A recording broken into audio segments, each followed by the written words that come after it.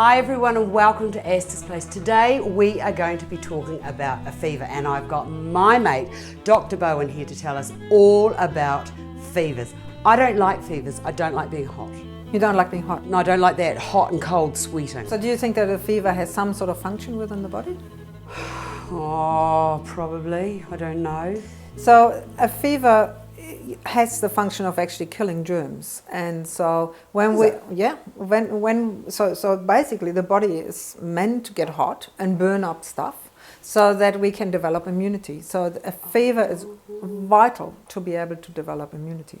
So all those times when I've gone to bed with the hottie and the shaking and I've reached for drugs, was that bad? Well, you know, drugs can be life-saving, so that's cool, but only at the necessity of life-saving are they essential. Otherwise, it's actually better to hang out there in the fever and let the body do its thing and trust that the body is working well.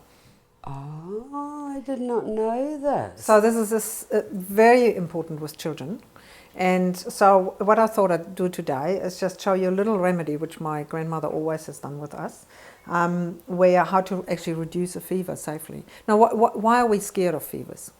Well, I don't know. I think it's just something that's come through all of my life. You know, you go, get that fever down, or get that fever down. You know, the child might have a seizure, or I might have a seizure. So it's the convulsion or the seizures which we are sort of worried about, you know. So a convulsion or that the seizure sort of fries the brain and that there's damage, you know, in the brain. That's why we're worried. However, what temperature would the fever have to go to before you would actually have a seizure or a convulsion? Well, it would have to be very high. And you know that there's more, that there is more children suffering from seizures or convulsions from a sunstroke than from actual fever. Really? Mm-hmm. I did not know that. So it's partly because it's medicated, you know, but it's also the body just has its own control to not go that high because it would be self-destructive. So just run with the fever? Take the temperature. So every household should have a thermometer, and you should know how to take a temperature for a child, and make sure that, you know, be sensible about it and intelligent. So make sure that every 30 minutes or so you check the fever and see what the temperature does. But this is a little remedy which I like to show you. So when you have a young child, the temperature of the water should be just tepid. So this is a little bit too hot. We've just done this before. So this is actually too hot. Right, that's too hot. Well, it doesn't feel too hot, but it's still too hot. It's too hot for a child. It's also too hot because you want to lower the temperature in the body. Ah, got it. So what you should really do is put some water, like just lukewarm, so that you're feeling it's tepid for a child, a baby and a child, and as the baby grows older, you can make it colder. So for an adult, you could actually have a cold water. Are you cold? Yeah, on hot. Yeah, you got it. Because you want to reduce temperature. Yes. So now then, into this, we take some lavender true, which is lavender angustifolia, which is the Latin name. Lavender angustifolia. Lavender angustifolia. Well done. And so you add about 10 drops to this bowl of water, tepid water. Mm-hmm. And you see how they float? Yes.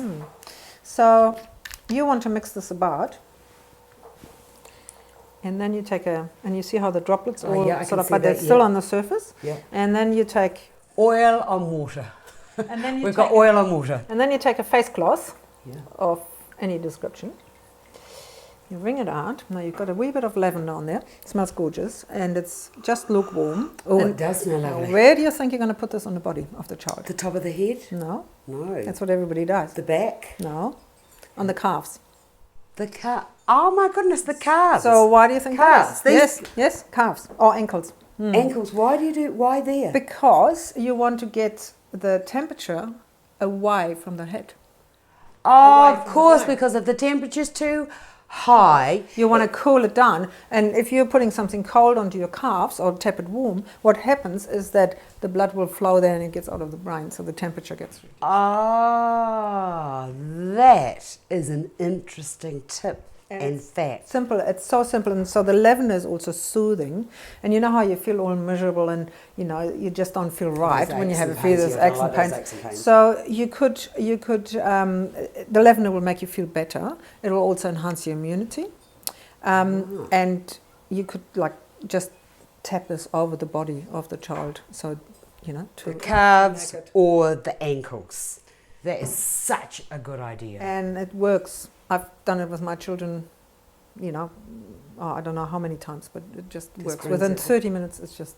So actually, it does make sense, doesn't it? When you've got a fever, why would you put something hot? You would put something cool on the head, but you why on the head head? away. Why not? Why not further away? Further away. You can also use the wrists or so, but the ankles are the furthest away from the head. That is such. So there's your immune system all sorted out. Well, there's your fever sorted out, fever and it's just regulating it in a natural way. So the fever is still happening and killing the germs as it should, and building your immune system, but it's not dangerous. It's safe. You're keeping it in a safe room. Oh, that's so good. So good. If you want to, of course, enhance your immune system, we've got the Immune Plus, which we've talked in a oh yeah, I've used the Immune Plus. That's great.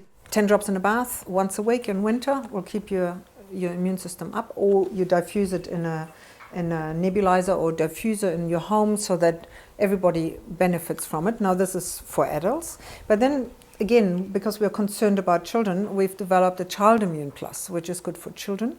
And you could put a drop or two onto the child's jumper before they go into school or into childcare, just so the vapor protects it from picking up bits and pieces. That's great. Equally as important. Because there's another little tip that you told me ages ago about putting, was it eucalyptus onto my feet to boost my immune system? But I forgot how many you said to use. You use, like if you have a cough, you use 5 drops on each foot. But if you just want to boost your immune system, you just use a couple of drops before you go to bed at night. And how often am I supposed to do that? Just once every night. Once a night. During winter once. These little tips are fantastic because they don't cost a lot of money. And once you've got your kit of all your essential oils, and that's got to be medicinal, everything's there, and you just... They last you a long time. There's 200 drops in a bottle. So really, if you're paying, $24 or $29 for this in New Zealand dollars, 200 drops, I mean, you can do your maths. It's actually a really cheap remedy, Yeah, and I love that I can just a few drops and it just boosts my immune system and it gets me sorted.